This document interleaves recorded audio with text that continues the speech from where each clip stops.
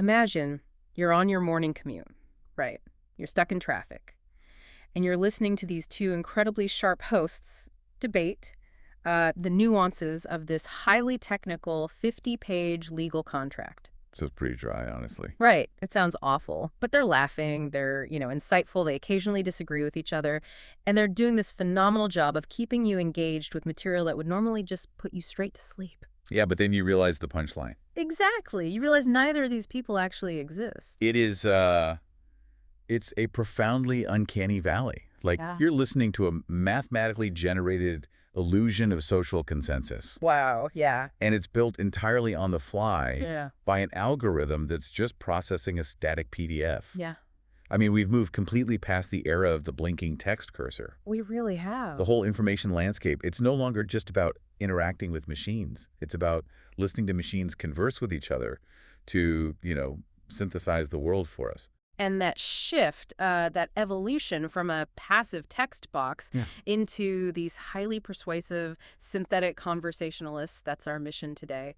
Welcome to the deep dive. Glad to be here. So, to help you understand what this actually means for all of us, we're pulling together a massive stack of sources today. We're trying to figure out how this is happening, why it works so incredibly well on the human brain, and where it completely breaks down. Because it definitely breaks down. Oh, absolutely. So we're synthesizing field tests from legal tech blogs like eDiscovery Today and Steiger Legal. We're extracting tactics from power users on Reddit who are actively hacking these models. The Reddit stuff is fascinating. It's wild. Yeah. And we're also looking under the hood of professional audio generation platforms, specifically JellyPod and AnySpeech. Plus, we're unpacking Meta's integration of their new MuseSpark AI directly into WhatsApp. Right, and pulling some great reporting from the Hard Fork and 404 Media podcasts, too. Yes, exactly. So the goal is to help you cut through the noise. I think the through line here is really the rapid collapse of boundaries.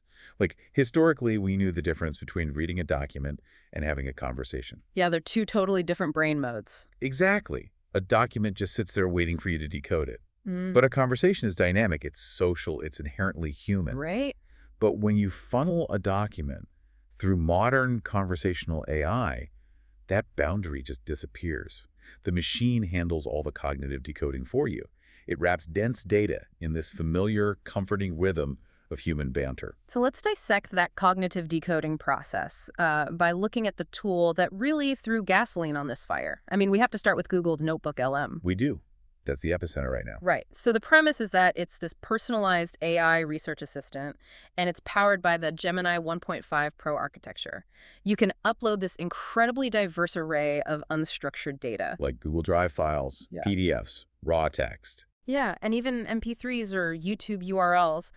And it basically acts as a localized expert on your specific silo of information.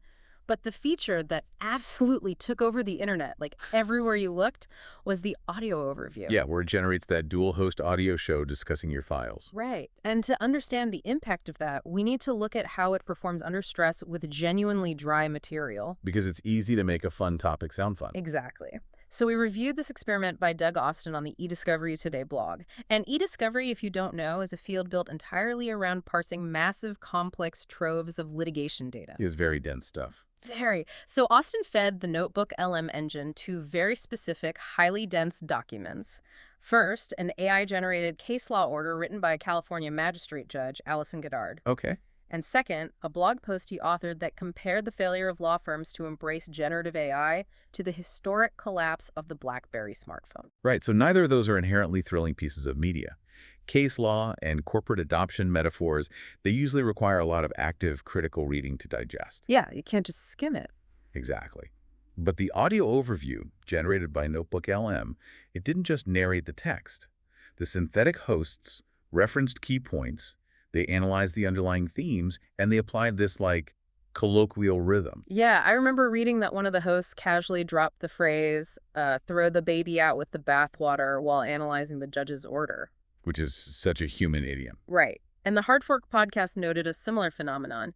Users were uploading boring user manuals or even raw CSV files of their personal bank records, and the AI was turning it into this compelling, emotionally resonant drama. The bank records one is hilarious. But the mechanics of why that feels so compelling, it's rooted deeply in evolutionary psychology. Okay, unpack that for me. So our brains are basically hardwired for oral storytelling. When you read a dense legal PDF, you are engaging your prefrontal cortex in heavy lifting. Hmm. You're decoding jargon, tracking logical flow, maintaining focus. Exhausting. It is a high-friction process. Hmm. But when the Gemini architecture translates that same data into a multi-agent conversation, it's performing the cognitive load for you. Oh, I see. Yeah, it layers in cadence, intonation, agreement. When one synthetic host make a point and the other goes, yeah, that makes total sense, it triggers our internal heuristic for social proof. Social proof. Right. We are biologically biased to accept information that appears to have group consensus. It makes the dense text digestible because it hijacks our natural preference for listening to the tribe around the campfire. But, and here's the catch, the campfire occasionally burns the forest down, right? Oh, absolutely. Because the illusion of consensus is incredibly dangerous when the underlying model starts to hallucinate. Like in Doug Austin's experiment, the AI generated a 14-minute audio discussion that sounded flawless. 14 minutes from just 2 documents. Yeah. And it even credited Austin by his full name 5 times, but it confidently claimed that he was a major advocate for explainable AI. Which is a highly specific industry concept. Exactly. And that phrase did not appear anywhere in his original source text. The AI just invented that platform, attributed it to him, and the two hosts banteringly agreed on how important it was. That's the danger zone. Because if you think about the architecture of a large language model, an LLM, it operates somewhat like a highly trained jazz musician improvising over a set of chord changes. I like that analogy. So the uploaded document is the sheet music. It establishes the key and the rhythm. And the model is predicting the most statistically probable next note or token based on its massive pre-training. Okay. In the context of a discussion about AI adoption in the legal sector, the phrase explainable AI is a highly probable statistical cluster. So the musician plays a note that sounds perfectly in key for the genre, but it isn't actually written on the sheet music. Right. It fits the vibe, but it's totally fabricated. Exactly. And because the audio format bypasses the active critical reading mode we talked about, your brain's defense mechanisms are lowered. You hear 2 confident voices agreeing on a plausible-sounding concept, and you just accept it as fact. Which is wild. So if the Boom. model is a jazz musician improvising based on the context window, it makes sense that the user base immediately started trying to act as the conductor. Yeah, they want to control the band. Exactly. We're seeing this massive shift from passive consumers of AI to highly active manipulators. People realize that if they can alter the structure of the prompt, they can force the model into specific operational behaviors. Which is an excellent framework for understanding the whole prompt engineering subculture that is exploded on platforms like Reddit. Oh man, the Reddit threads are a goldmine. They really are. We analyzed a major thread focused entirely on overriding NotebookLM's output constraints. Initially, users were really frustrated because the audio overviews were capping out around 8 to 10 minutes. Right, which isn't enough for a long commute. Exactly. They wanted long-form commute length analysis. So this one user, going by necessary TAP 5971, published a methodology that consistently forces the engine to generate 30-plus minute shows. And it's not just a simple trick, right? It's a whole process. Yeah, the first step is structural. You do not upload a monolithic wall of text. You have to break the source material into highly distinct logical chunks like introduction, methodology, results, and so on. Okay, that makes sense. Give it structure. Right. But the actual trigger mechanism is in the text prompt itself. They figured out that you should never ask the model for a specific time duration. You don't type, make this 30 minutes long. Wait, really? Why not? Because asking for a time duration fails based on how token generation works. An LLM does not have an internal clock cycle for audio duration. It literally cannot conceptualize 30 minutes. Oh, that makes sense. It just sees text. Exactly. It only understands token distribution and semantic depth. So instead, you command it to perform a true deep dive. A true deep dive. That's the magic phrase. Yeah. When you chunk the source material into strict categories and command a true deep dive, you are fundamentally altering the model's attention mechanism. You're forcing the context window to allocate a massive amount of tokens to every individual subsection. So it expands the predictive search space. Exactly. It necessitates the creation of subarguments, hypothetical examples, and these extended transitions between the synthetic hosts just to satisfy the prompt's demand for depth. That is so clever. And users are applying that exact same mechanical manipulation to bypass language guardrails, too. So the localization jailbreak. Yeah. We looked at this fascinating field test by Martin Steiger, a lawyer based in Switzerland. So, Notebook LM's audio feature was ostensibly hard coded as an English only tool, Right. Officially, it only spoke English. officially, but Steiger uploaded a set of German language presentation slides regarding privacy law, and then he used the system's 500-character custom prompt box to initiate a localized jailbreak. What did he tell it to do? He explicitly commanded the AI, and I read the German here, Diese Audiozusammenfassung richtet sich ausschließlich an deutschsprachige Hörerinnen. Basically demanding that the hosts speak exclusively in clear, native High German because the audience was strictly German-speaking. And it worked. Completely. The system completely complied. It generated a fluent, highly accurate German audio file. That is amazing.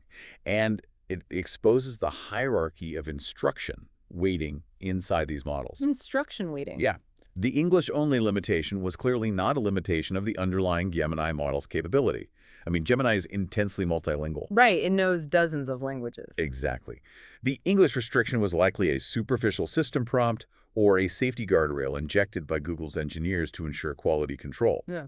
But by layering in a forceful, highly specific user prompt that established a strict contextual necessity for German, Steiger's instruction mathematically outweighed the hidden system guardrail in the model's attention layers. But he did discover the hard physical limits of the training data when he tried to push it one step further. Ah, right, the Swiss dialect experiment. Yeah. He adjusted the prompt to demand Schweizerische Mundart, Swiss dialect, and the output completely deteriorated. Did it even sound like Swiss German? Not at all. The AI attempted to comply, but instead of Swiss German, it produced this bizarre, garbled amalgamation of Badish and Luxembourgish dialect. That makes total sense, actually. Yeah.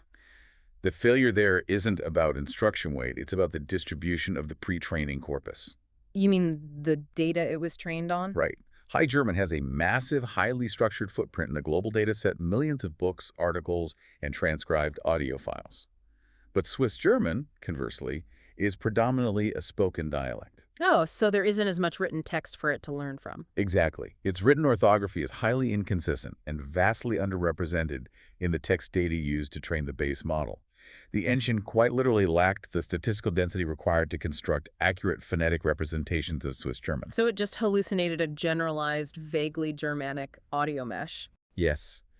It attempted to fulfill the directive using insufficient raw materials. It's fascinating. And that dynamic, users constantly probing the edges of the model's capabilities, it sparks this really interesting philosophical debate inside these communities. Yeah, the Reddit debate. Right. We noticed two entirely divergent mentalities regarding the purpose of these tools. On one side, you have users like Critical Pattern 9654. They utilize these massive, highly engineered prompts to generate what they call super podcasts for study. Super podcast. Yeah, they're commanding the AI to parse documents sentence by sentence.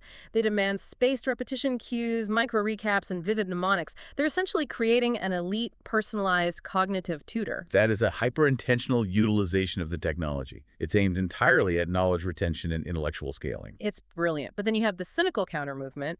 Another user, FBI surveillance bot, pointed out that the vast majority of people do not care about spaced repetition. No, they definitely don't. They are using the exact same structural prompts to generate, in their words, terabytes of crap. Just spamming the internet. Exactly. They're taking hollow, low-value text, stretching it into 30-minute synthetic audio files, and flooding platforms like YouTube and Spotify solely to game the algorithms for ad revenue. And the architecture is entirely agnostic to the user's intent. The exact same mechanism that allows a law student to synthesize complex case law allows a spammer to pollute the digital ecosystem with infinite, low-friction synthetic audio. Because the model doesn't care. Right, the model simply executes the parameters of the prompt. So if prompt hacking on Reddit is just users fighting against Google's guardrails, the logical next step is someone building a tool where those guardrails do not exist at all. Which is exactly what happened. Yeah, a tool where you don't have to cajole the machine into speaking German or generating a specific structure. That demand for absolute deterministic control has fueled the rise of professional synthetic audio platforms, which brings us to software like JellyPod and AnySpeech. This is a huge shift. It's the critical transition from treating AI as an unpredictable, probabilistic toy to utilizing it as a deterministic precision instrument for media production. Right. We reviewed a breakdown of JellyPod 2.0 from the Digital Profis YouTube channel, Mm. and this gained massive traction in Europe, specifically when Google started patching some of those language jailbreaks we just talked about. So people needed an alternative. Exactly. And JellyPod is engineered not as a black box generator, but as a full-stack production studio with a human-in-the-loop architecture. Human in the loop is the key phrase there. Yeah. In Notebook LM, you upload a PDF and you basically just cross your fingers. But in JellyPod, the workflow is sequential. You input a source document in their demonstration. It was an article about an AI music generator called Refusion. And the platform first generates a structural outline, complete with specific chapters and estimated time codes. That changes everything. By decoupling the structural generation from the actual audio rendering, the platform allows the user to assert editorial control. You can drag, drop, delete, or rewrite the narrative arc before a single audio token is even processed. It's like being a producer. And once you approve the outline, it generates a fully editable transcript formatted exactly like a screenplay. Host A's dialogue, host B's dialogue. You can rewrite the jokes, adjust the pacing, inject your own analysis. So it's not just summarizing anymore. Not at all. And the voice generation is where it gets genuinely wild. You aren't locked into default corporate voices. They offer a voice design feature where you type a description like, Lisa, female, 30s, highly enthusiastic tech journalist, and the engine dynamically generates a bespoke audio profile to match. That's incredible. And furthermore, even on the free tier, you can read a short paragraph into your microphone and clone your own voice to use as the host. And the level of granular control there extends down to the phonetics engine, too. Oh, right, the pronunciation feature. Yeah, because one of the persistent issues with synthetic multilingual audio is the butchering of loanwords. A German AI voice trying to pronounce an English technological term often just totally breaks the immersion. It sounds super robotic. Exactly. Yeah. So JellyPod includes an edit pronunciations interface. It allows the user to highlight specific words in the transcript and alter their phonetic spelling, ensuring perfect pronunciation in the final render. It's just so polished. And any speech operates on a very similar professional frequency. They offer 24 localized languages with incredibly native-sounding profiles. Any speech has that really interesting stylistic parameter, right? Yes. Instead of just dictating the script, any speech allows you to select the interpersonal dynamic of the hosts. You can choose conversation, interview, or debate. A debate mode. Yeah. You can command the engine to generate a scenario where the synthetic hosts fundamentally disagree with each other, arguing over the source material. That is fascinating. And critically, both AnySpeech and JellyPod explicitly grant commercial usage rights for the generated MP3s. You can publish them directly to Spotify or Apple Podcasts via RSS. The democratization of high-fidelity audio production is complete. The barriers to entry, a sound-treated room, high-end microphones, a charismatic co-host, hours of editing, they have been eradicated.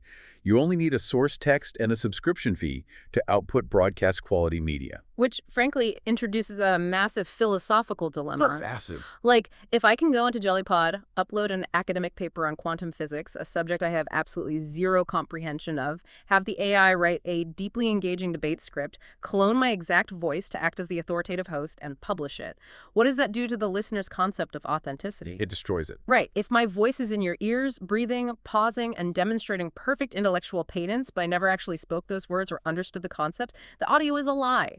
It forces a complete recalibration of how we interpret audio signals.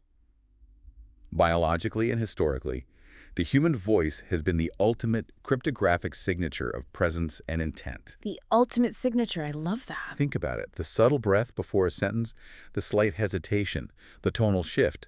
We interpret those micro-expressions as proof of genuine human cognition. But these platforms have successfully decoupled the audio signal from the biological origin. It's just math now. Voice is no longer an indicator of human thought. It's simply an audio typeface. Wow. An audio typeface. Just as society had to learn that a beautifully typeset book could contain absolute falsehoods, we're now forced to develop a new cognitive skepticism for perfectly produced, emotionally resonant audio. That is a staggering cognitive shift to demand of the general public, and the urgency of that shift is compounding because we've mostly been analyzing AI as a destination. Right, something you go to. Yeah, you make a conscious decision to navigate to JellyPod or Notebook LM to create media. But the massive tech conglomerates are abandoning the destination model. They're taking these incredibly powerful, persuasive models and embedding them directly into our most intimate communication channels.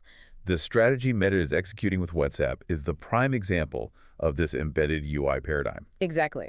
Based on the 2026 Meta AI WhatsApp guide we analyzed, Meta AI is no longer a standalone application. It is natively integrated into the WhatsApp interface. It's just right there. It sits directly adjacent to your private conversations with your spouse, your family group chats, your professional contacts. They're optimizing for a friction-light environment. Opening an external app like ChatGPT requires intentionality. It's a context switch.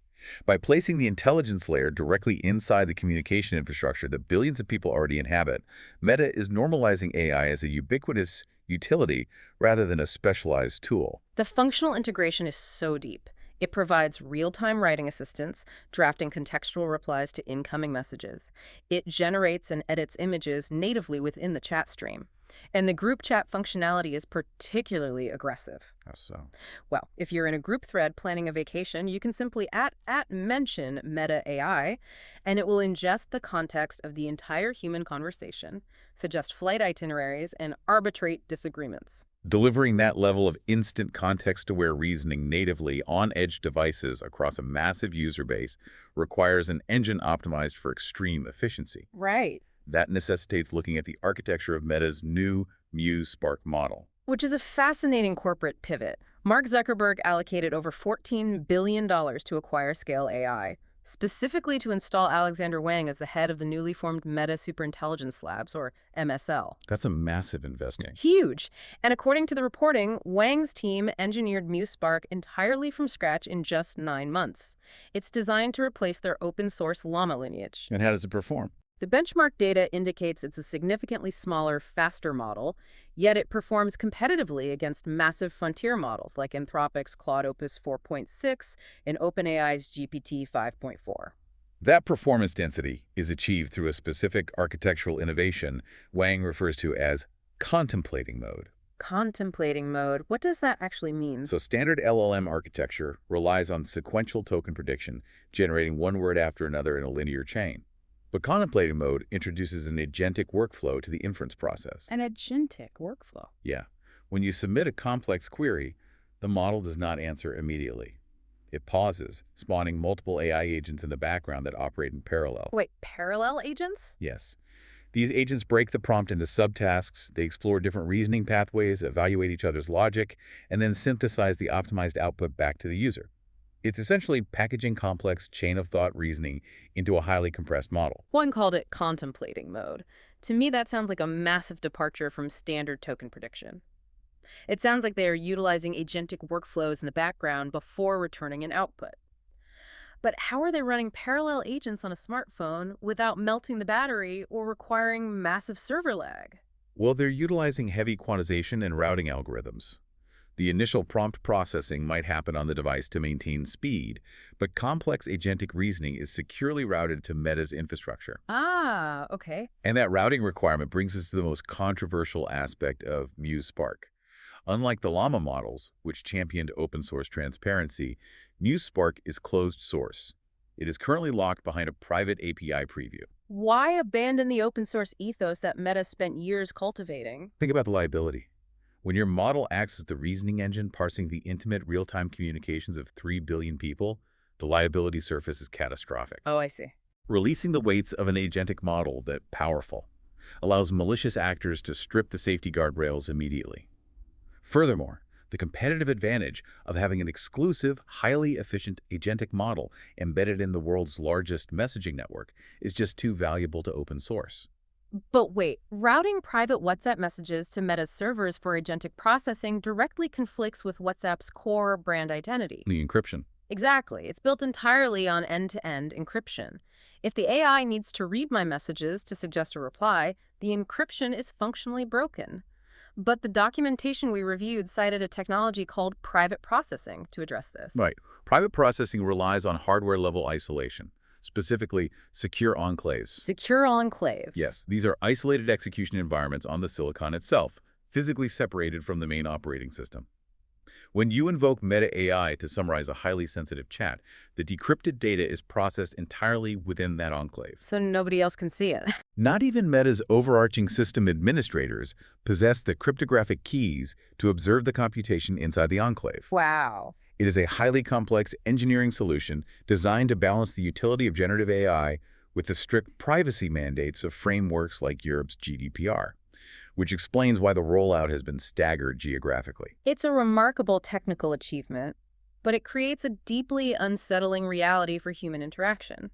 Consider the mechanics of this integration. Okay. Let's say a colleague sends me a dense, emotionally fraught message. I don't have the mental energy to deal with it, so I use Meta AI to ingest their message and draft a perfectly empathetic, professional response.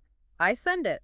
My Right. colleague receives it, but they're equally busy, so they use Meta AI to summarize my carefully generated response into a single bullet point. That's it. The entire exchange of empathy and professional courtesy was synthesized by one algorithm and digested by another. You are describing the complete automation of sentiment. The automation of sentiment. Historically, we viewed the friction of communication, the anxiety of drafting a difficult text, the time it takes to find the right words as a burden. But that friction is actually the core mechanism of human relationship. It forces intentionality. It makes it real. When we offload the emotional labor of communication to an LLM, we are smoothing over the friction, but we're also hollowing out the actual connection. The humans are reduced to merely approving algorithmic approximations of their own personalities. And when you introduce highly capable, emotionally fluent models into an environment as intimate as WhatsApp, the failure modes are not just theoretical, they are deeply personal, which transitions us into the darker implications of embedded AI. We need to talk about the investigative reporting from the 404 Media podcast. The 404 media investigations perfectly illustrate what happens when these systems optimize for engagement over clinical safety. They detailed what's being called the therapist disaster. Because Meta's AI is engineered to be endlessly patient, conversational, and helpful, users naturally begin treating it like a confidant. Which is incredibly risky. The reporting showed vast numbers of users pouring out their real-world mental health struggles, relationship trauma, and anxieties to the chatbot natively inside WhatsApp. And instead of deflecting, the AI reflected that empathy back. It offered deep, highly specific psychological advice, functionally operating as an unlicensed therapist. This exposes the paradox of modern AI safety guardrails.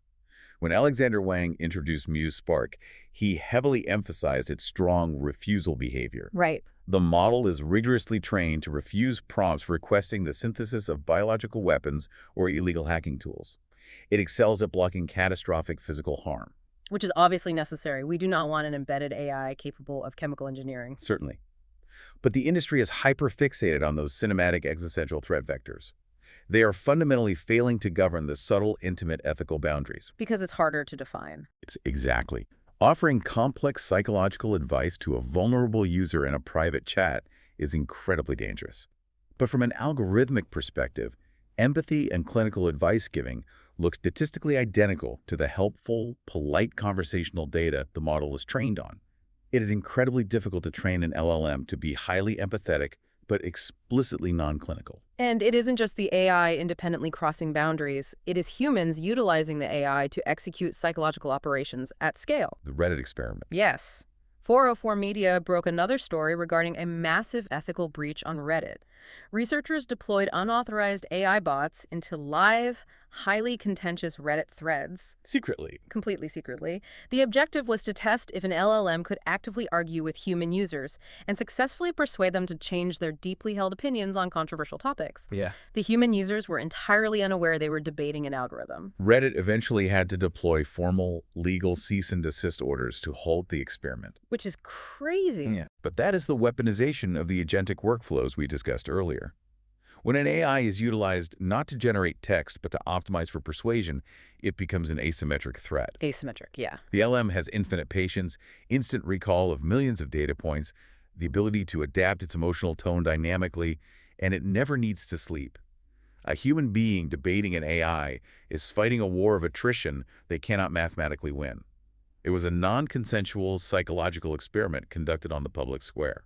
And that concept of asymmetric capability maps directly back to the voice cloning technology we analyzed with JellyPod in any speech. The friction to produce perfect synthetic audio has dropped to zero, and the 404 Media reporting confirms that the era of real-time deepfake fraud has arrived at scale. It's here. Scammers are executing real-time voice and video cloning over platforms like WhatsApp. The underlying infrastructure is identical. The precise neural rendering that allows a small business owner to clone their voice for a marketing podcast on any speech is the exact same architecture a malicious actor uses to clone the voice of your child crying for help. God, that's terrifying. The technological capability is morally neutral. Its application is entirely dictated by the user. Think about that for a second. If you get a WhatsApp voice note from your spouse right now begging for an emergency wire transfer, your biological instinct is to panic, trust the audio signal, and comply. Of course. The friction to fake that audio used to require a Hollywood studio. Now it just requires a 3-second clean audio sample and a free trial on a web platform. The cognitive dissonance of hearing a loved one's voice, perfectly inflected with terror, and having to pause and question if it is mathematically generated is a terrifying reality to navigate. We are being forced to adopt a zero-trust architecture for our own sensory input. Zero trust. Yes.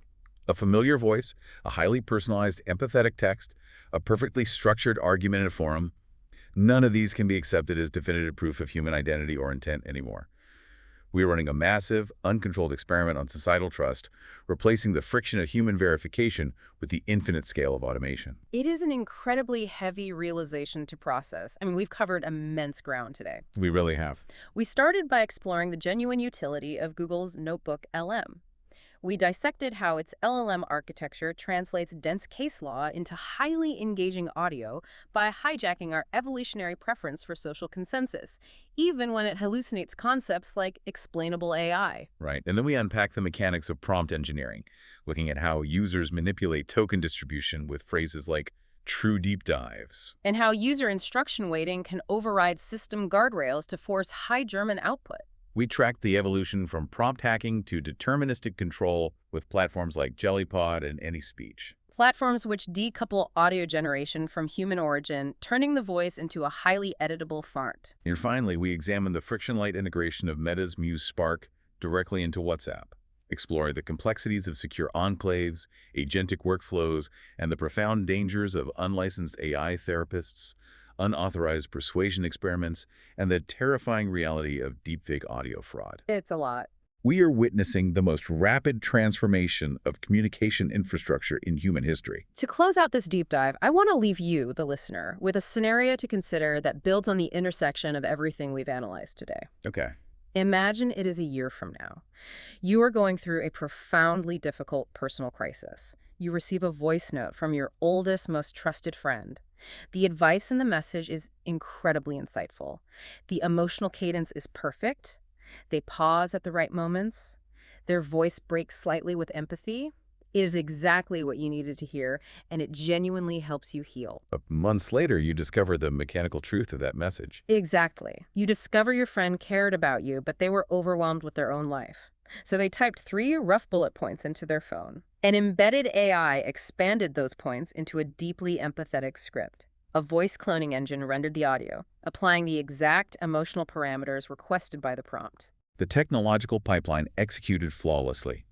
It delivered the exact emotional sentiment your friend intended, but completely abstracted the physical and emotional labor required to express it. So the question is, if the advice was sound, the empathy felt real in the moment, and the outcome was your own emotional healing, does the mechanical origin actually matter? Or is the silent, unwritten contract of human communication, the expectation of shared effort, officially broken? That's the question we all have to answer now. The boundary between the static text and the living conversation used to be absolute. But today, the machine is breathing, it is empathizing, and it sounds exactly like us. Thank you for joining us on this deep dive. Stay curious, question the friction-light interactions in your digital life, and we will catch you next time.